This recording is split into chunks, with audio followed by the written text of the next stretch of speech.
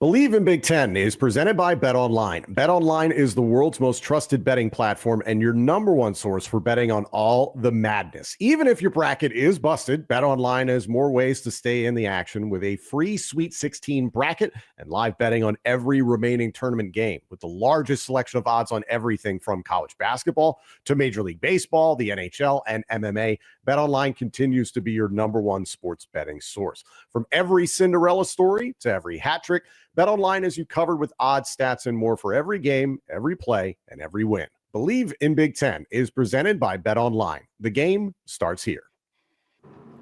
Hi, everyone, and welcome to Bleav in Big Ten. I'm Tom Hannifan from State of State, a Penn State football show within the Bleav Podcast Network. He is former Indiana Hoosier wide receiver Rhett Lewis, representing both the Big Ten and NFL networks. Normally, we're all about college football, but this week, we're talking about college basketball because it is March Madness. We're on to the Sweet 16, and joining us on the phone, being very safe as he's driving to wherever he's headed, is Jeff Goodman from CBS. Jeff, I have been such a big fan of your work for a long time, so we're thrilled to have you on here. We appreciate the insight on college basketball since we are college football guys. So I want to start off by asking you first about the overall discussion that's been happening, especially through March Madness, about the power within these conferences that are now represented at this point in the tournament. We often, so much in college football, been talking about conference realignment, what the dominant conference is, and it feels like the SEC has gained a considerable amount of ground. But from your perspective, which conferences really are the new powerhouses within college basketball at this point in time? I mean, it's crazy, guys, because, I grew up and it was like ACC basketball. Like, that's what we all knew, right? SEC was football, ACC was hoop. Now it's flipped, where really SEC has become the dominant league in college basketball, and the ACC has taken a step back. And it's largely, it's due to resources. That's a big part of it. But it's also, I think, the coaches that the SEC has hired over the years. I mean, you look at Bruce Pearl at Auburn, what he's been able to do, taking that program it was a doormat under, Tony Barbee, Jeff Lebo, Nate Oates at Alabama. I question, honestly, when Greg Byrne hired Nate Oates from Buffalo, and he's a Midwest guy, originally from Michigan, I was like, I don't think they're gonna understand him down there as much as anything. But, he won early, got momentum. And you need what you need. Like, Bruce is in his 60s, but he doesn't act it. And he's not fighting the new age college athletics. He's embracing it. Nate Oates is completely embracing it. Calipari's Calipari. He's got money that followed him, obviously, from Kentucky to Arkansas. I just think they've done a great job. And the late, great Mike Slive kind of started this, the former SEC commissioner. And now Greg Sankey's picked up and done a hell of a job. Well, look, Jeff, I got to say, man, it has been super cool to watch what you and Rob have built with Field of 68 and with your crew, man, with T.O. and Matt McCall and Tyler Hansbrough. Yeah. I mean, like, the list goes on. I mean, I remember watching when you guys got started on the After Darks. And it was like, 300, 400, 500, you get up over 1,000 on the streams. And now we're seeing like 35,000, and like, what's your high water mark these days? Like, what's the record on number of viewers on the stream? I think we had almost 1 million on our Selection Sunday, on the Twitter feed. I think we had like 900,000. Yeah. We went for like 6 straight hours. We did this past week. We were in Vegas. We were in Vegas this past week, and we went for 13. We did like a live show for the entire first 2 days. So 13 hours in Vegas on Thursday and Friday. I was like, man, like, I can't do this. I'm too old for this. Well, you guys are, it's great content. It's really cool. We love Fanta. We love, you guys have some great characters, which I think is obviously necessary when you're starting something that way. And it's been really fun to watch. I, of course, a big fan of the Goodman family with your daughter, Talia, who's doing a great job at On3. Covering all the women's sports and women's hoops right now and the transfer portal and all that stuff. So we appreciate your work, man. We appreciate you being with us. And in Indiana, wait, we got to add one more thing. Hey. I pay a lot of money to Indiana, so we got to mention that she's a junior at Indiana. holding out a full-time job and keeping her grades. The one thing, Rhett, it's so funny. When you got the job at On3, it was last May, and I said to her, she was getting all A's at that point, and I did not get all A's at Arizona. In fact, I don't think I ever saw an A at Arizona, other than in Arizona. I told her, I said, all right, Tal, like, don't worry about your grades. You got your first job now. Like, if your grades slip, I don't care. Just, have fun in college, be able to, again, balance the social part of it with the work. And she's done a crazy good job so far in her first year. I didn't realize. See, okay, shame on me. I did not realize she was still going to school and doing this all at the same time. Like, that's incredible. So, keep it up for sure. And I know, man, I wish the media school and Galen Clavio does a great job at IU or around when I was there, man. Yes. It's a special place, and it's only. We'll get to Indiana in a second, because I do want to hit you on the coaching carousel just a little bit. But to kind of keep the immediacy of what's going on in the Big Ten right now, we're going to see Maryland on Thursday in the Sweet 16, and I'll just start there, since it was kind of one of the headlines of the weekend in the Big Ten with Derek Queen's shot to win. And then we're going to see them first up here on Thursday. What have you made of the run that Maryland has been on here in the tournament, and how do you view their staying power beyond this weekend? Well, I mean, their starting five, we know it can stack up against just about anybody. And they play, kind of an old school too big lineup, right? I mean, that's the crazy part. You don't see it very often, but, you got Derek Queen and Julian Reese, although, the remarkable thing is that Kevin Willard put the ball in his big man's hands to put it on the floor. Not like on the low block, like, hey, let's get it to him with his back to the basket, but let's let our 6'10", 255-pound freshman go make a play off the bounce. Like, you just don't see that. And, those two bigs are great. They did a great job, really through the portal, getting Jacoby Gillespie from Belmont, and then obviously getting Derek Queen, one of the top freshmen in the country. And I picked Florida to win the whole thing, but Florida has not looked great so far in the tournament. Obviously, we saw they struggled with a good but not great UConn team, and Walter Clayton Jr. made some big plays down the stretch. But I think Maryland has a shot. The problem for me is Florida's depth is just so, they got 4 or 5 guards. They got 4 or 5 bigs. They can give you a different look. I think at some point Florida's going to get their swagger back, because they were the hottest team in America probably over the last month of the regular season in the conference tournaments.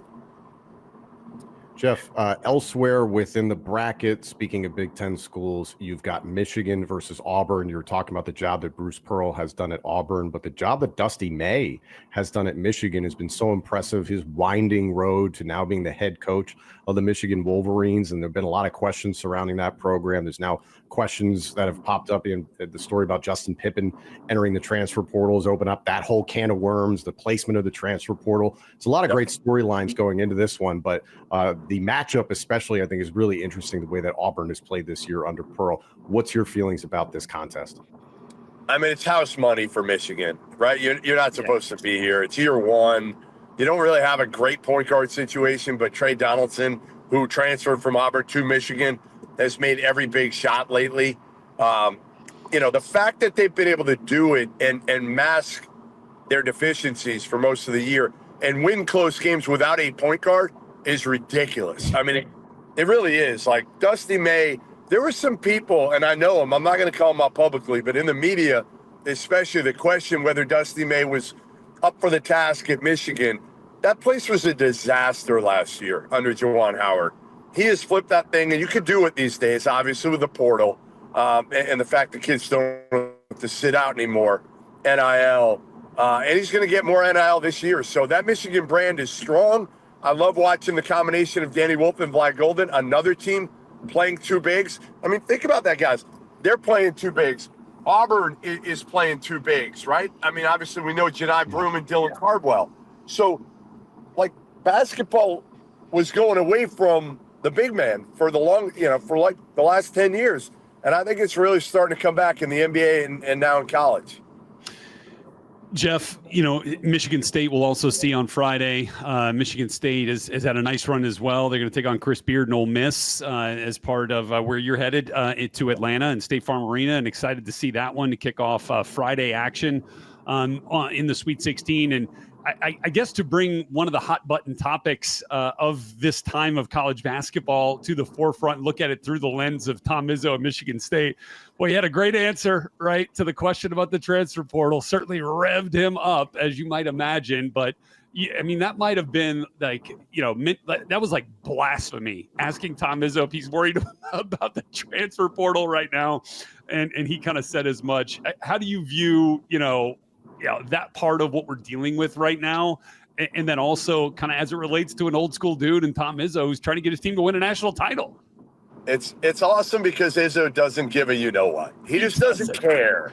And it could affect him with players, certainly in the portal. But, I remember spending about a half an hour with him in Rock Hill, South Carolina this past summer.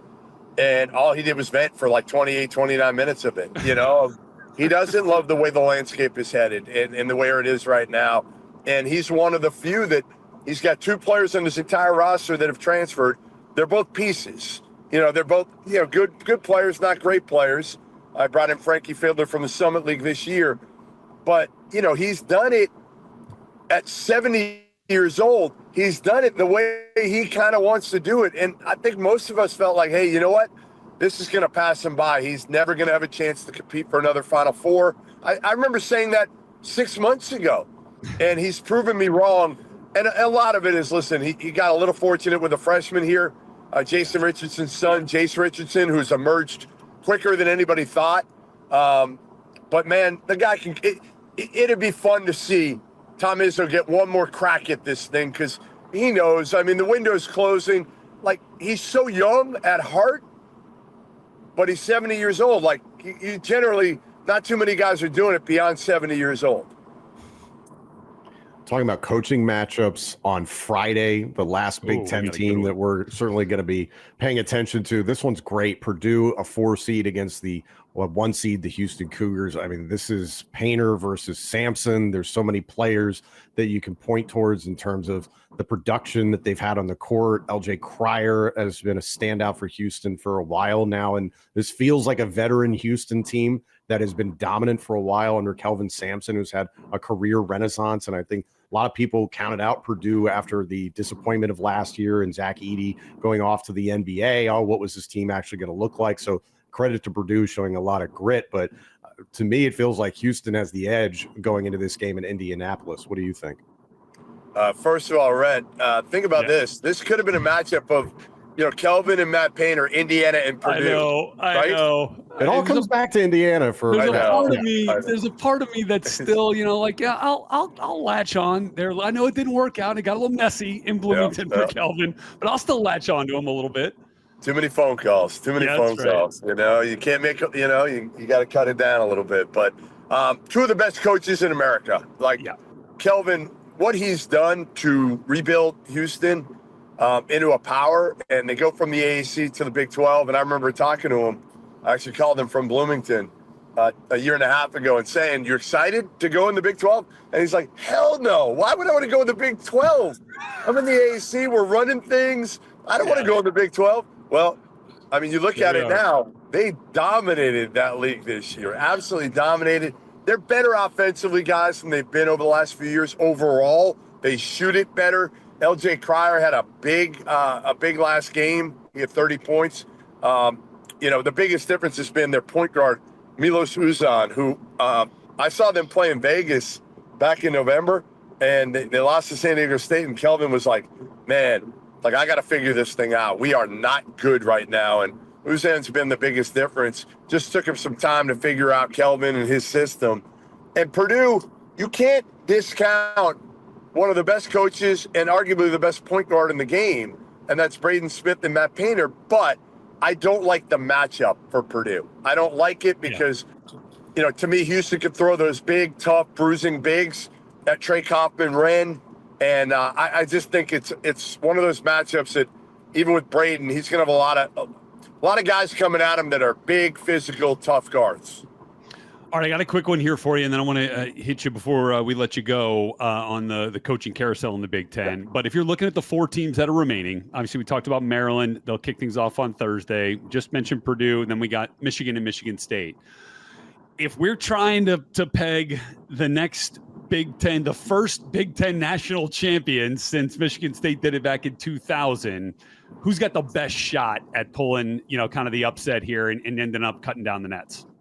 I mean, definitely Michigan State. Yeah. They got Ole Miss. They're favored. And then you get an Auburn team. If you win that game, I think Auburn will beat Michigan again. Maybe not, but let's assume they do. You got an Auburn team that hasn't been great lately. They were so dominant for 90% of the year.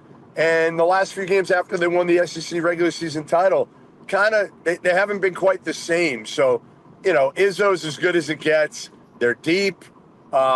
The problem with Michigan State, obviously, is shooting. They just don't make a lot of threes.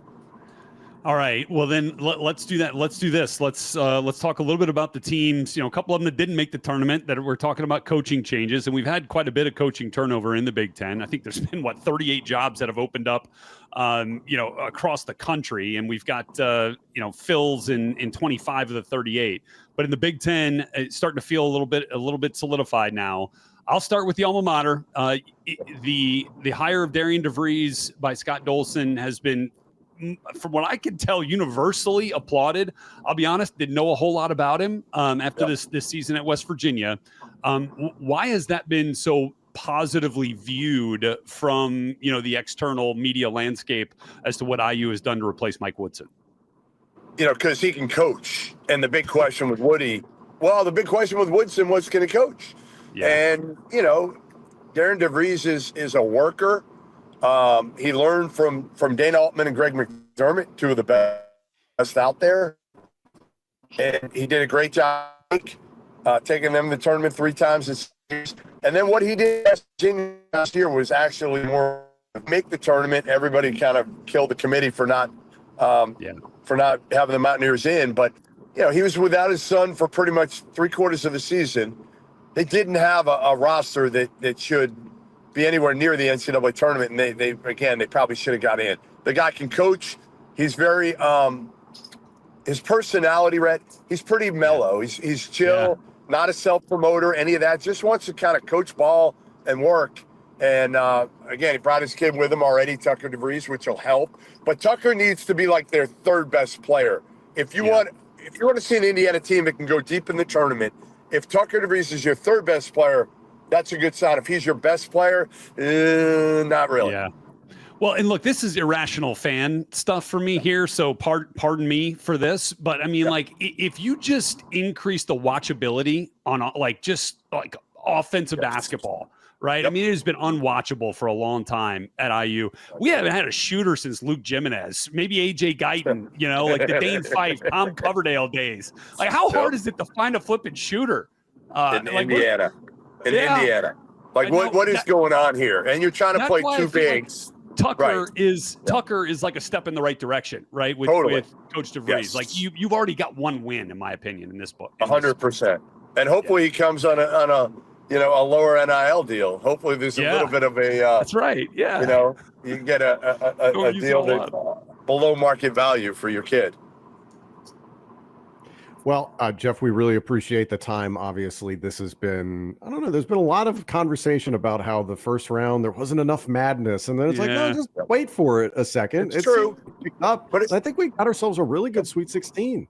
Yeah. No, it's true. I mean, you want more Cinderellas winning early. That first round, we didn't get them, and that was a little disappointing. But once you get to the Sweet 16, you look through the matchups right now, and you're like, man, they're all good. There's no matchup that you're like, all right, this one's going to be an absolute rout. They're all good matchups with, recognizable coaches and a lot of really good players. Yeah, no doubt. Well, Jeff, this has been awesome, man. We sure do appreciate you giving us a few minutes. Safe travels the rest of the way to Atlanta. Tell Talia we said hello, and we look forward to chatting again real soon. No, thanks, guys. I appreciate it, Rhett. I appreciate your support of my daughter, because nothing means more than that, man. Nothing means more. You got it, brother. Anytime. Man, it's great to get a chance to talk to Jeff. It's kind of kind of revolutionary, right, in the streaming space with what they've done at Field of 68. As I mentioned, kind of humble beginnings, and now they're talking about 1 million viewers in a stream. Like that is grassroots to gold mine, really. And so applaud Jeff and Rob Doster and that whole crew there. But, like Indiana wasn't the only coaching vacancy, right? I mean, we've kind of seen a domino effect around college basketball. It's right.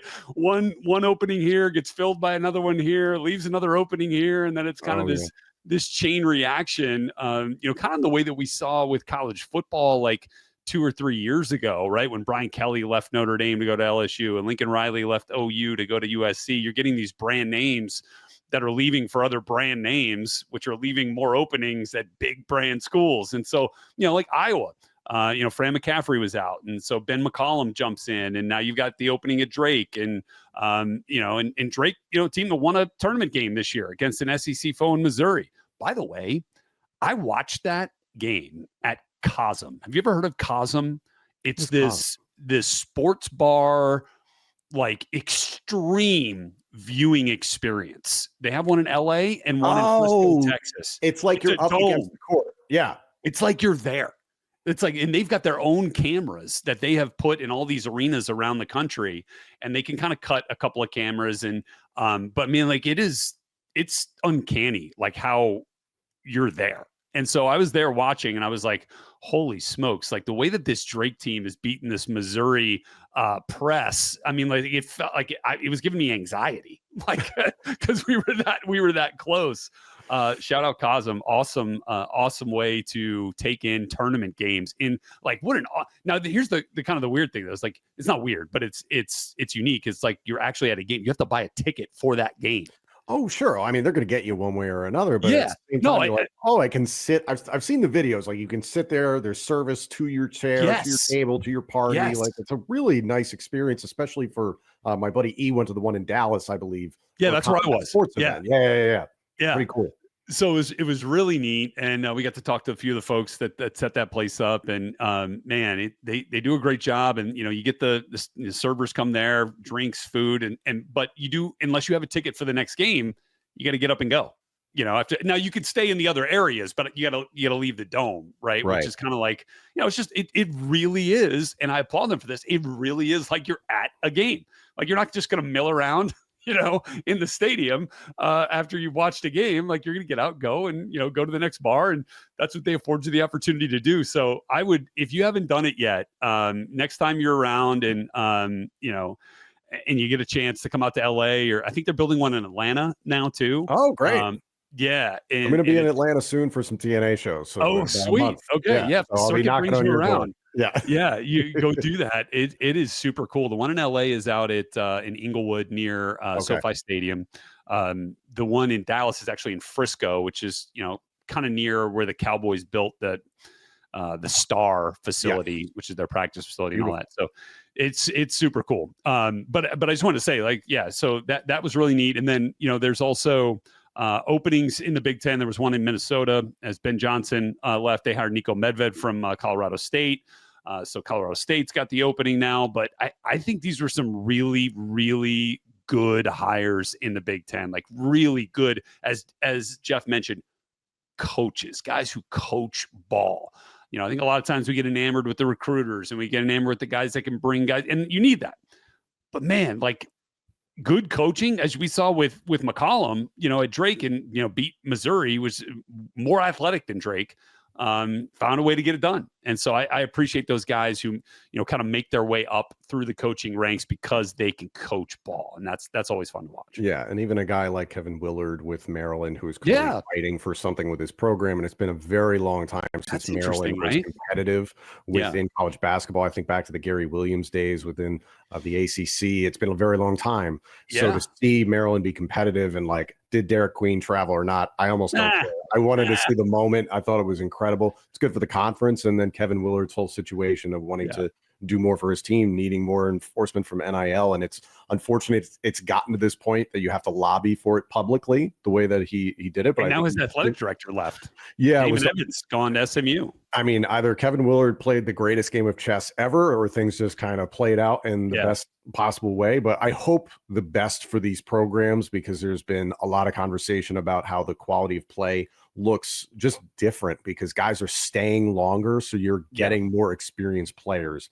out there in the time of the year when we want to see the best college basketball. So that's what we've got here on Bleav in Big Ten for March Madness. Enjoy the Sweet 16 as we get down to the Elite Eight. Hopefully we see a Big Ten team win the national championship. We'll be biased, and we'll take responsibility for all of it. And then Indiana will win the 2026 national championship, and all will be right in Rhett Lewis's world. That's right. So thank you very much for tuning in. He's Rhett. I'm Tom. This has been Bleav in Big Ten.